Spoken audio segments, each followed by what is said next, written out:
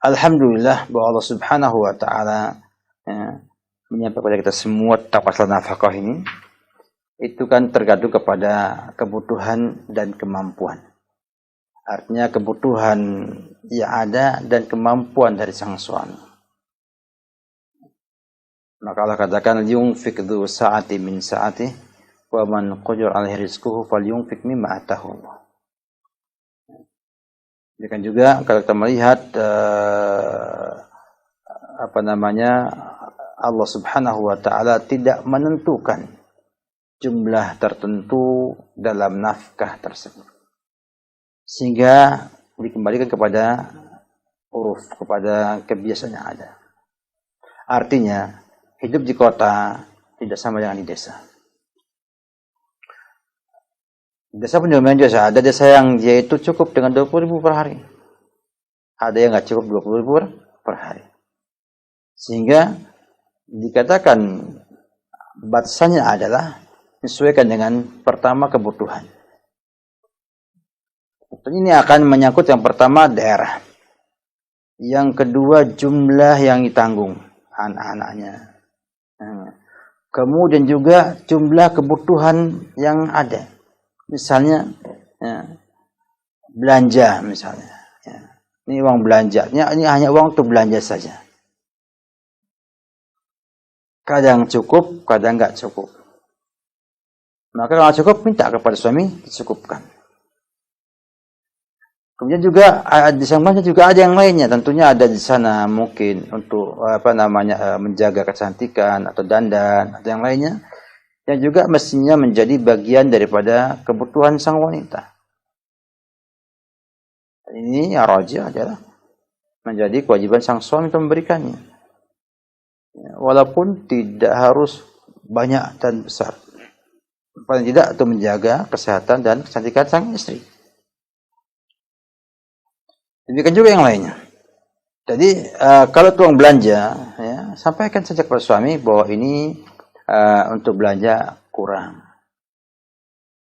Oh, kata suami saya nggak punya lagi kali segitu. Ya sudah kita terima, kita olah yang untuk mencukupi kebutuhan ada. Nah, kalau emang suami miskin, maka Anda berhak mendapatkan sedekah dan bukan bersedekah.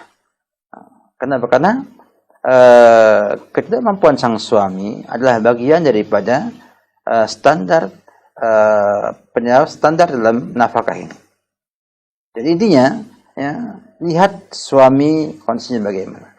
Bila ia mampu memberikan standar umum masyarakat, kalau di kota beda ya, mungkin di Jakarta satu hari bisa 100.000 ya, di Solo paling enggak tuh 50 sampai 60.000. Mungkin di daerah lainnya bisa cuman 20.000, cukup, maka cukup. Kalau Anda ingin sedekah, Anda tidak wajib sedekah karena Anda tidak punya apa-apa. Jangan sampai kita itu memaksakan diri untuk mengamalkan sebuah sunnah, sedekah sunnah, yang itu untuk mereka yang punya kelebihan. Kita nggak punya kelebihan. Kata Allah, yas'alunaka madza yunfiqun qulil afu.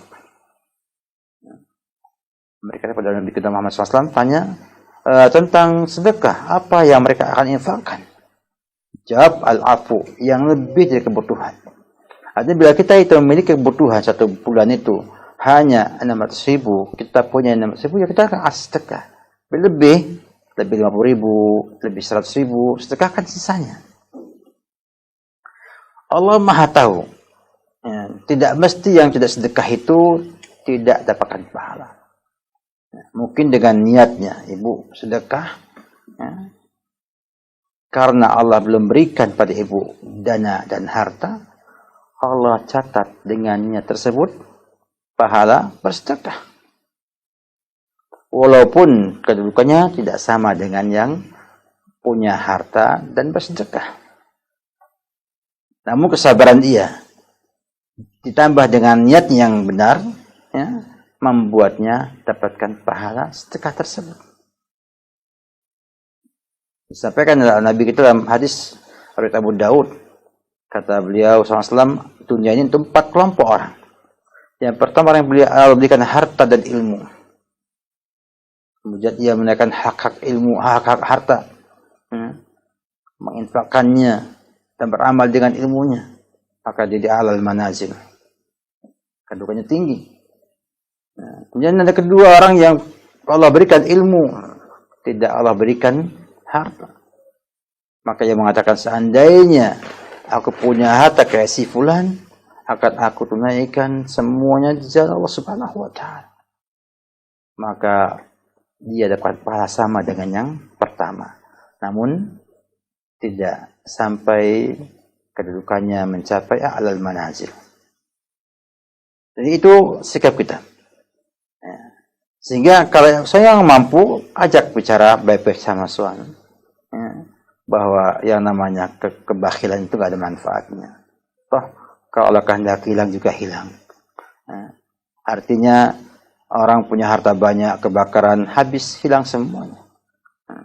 Atau yang punya harta, hilang, meninggal dunia. Semuanya tetap akan hilang semuanya. Sampaikan bagaimana keutamaan orang yang dermawan dan lain sebagainya, sehingga sang suami akhirnya mau membuka diri untuk mau memberikan kelebihan dari harta yang ada. Ingat bahwa Allah katakan yunfiq dzu sa'ati min sa'ati. Hendaknya berinfak, bernafkahlah orang-orang yang punya kelebihan, punya kelonggaran sesuai kelonggarannya. Melonggarkan, dan Nabi kita Muhammad SAW sampaikan pada perjumpaan sebelumnya, sangat longgar dalam bernafkah pada para istrinya. Bila ada. Ya, karena itu, buat komunikasi bersama suami, sampaikan hal itu dengan suami baik-baik, ya, karena ini akan memberikan problem rumah tangga yang tidak sedikit. Akan membuat minimal tidak nyamannya sang istri di rumah. Yang ini akan mempengaruhi kualitas hubungan dengan suaminya dan juga akan mempengaruhi kualitas hubungan dengan anak-anaknya dan yang lain sebagainya. Maka ibu bersabar, sampaikan pada suami apakah betul itu sesuai kemampuan suami ataukah memang suami yang belum mau memberi lebih kepada ibu. Atau dibuatlah dengan cara ini uang belanja, minta uang yang lainnya, ada kebutuhan, maka dikumpulkan, sisanya bisa sedekahkan kepada fakir miskin. Tidak masalah, seorang istri minta terus kalau tidak masalah. Bukan hal yang tabu, bukan hal yang aib. Kalau sang istri tiap hari minta ke suami, mungkin gak enak, gimana lagi? Supaya suami akhirnya tahu bahwa istri butuhnya seperti itu. Ya, jangan sampai gengsi membuat kita akhirnya atau malu yang tidak baik membuat kita akhirnya tidak bisa membentuk rumah tangga yang baik dan memahamkan suami yang terbaik dalam rumah tangganya. Wallahu a'lam bishawab.